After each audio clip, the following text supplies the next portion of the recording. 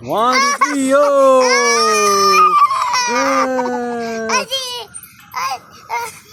Okay, untuk orang-orang yang berada di Muar, siapa nak makan tempat makan yang menarik, boleh datang sini. Sabak Aur, okey. Di Muar, okey. Medan ikan bakar Sabak Aur, okey, ada tempat mainan kanak-kanak.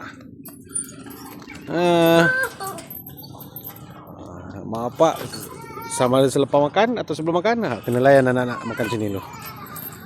Amin memang tempat ni dia suka datang. Ni Amin kita tengok. Tu anak Amin, anak special. Anak special kami. Ni Amin. Muhammad Amin.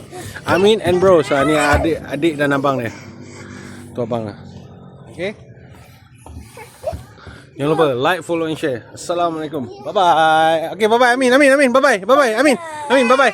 Bye bye.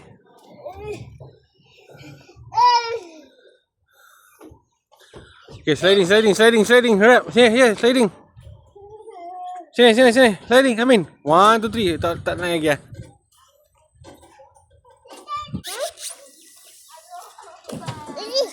Ini mana monyet tu? Tak ada, no monkey today. Go, move. Amin want sliding.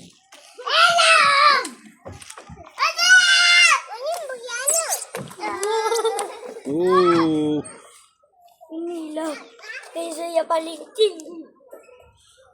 Mana Amin? Amin, jom. Amin belum turun lagi lah.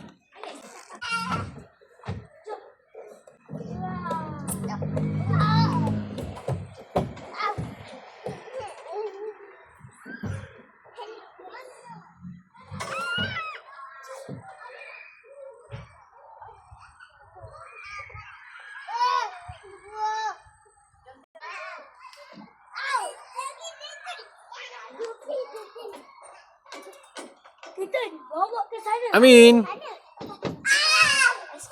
Okey, Amin nak turun.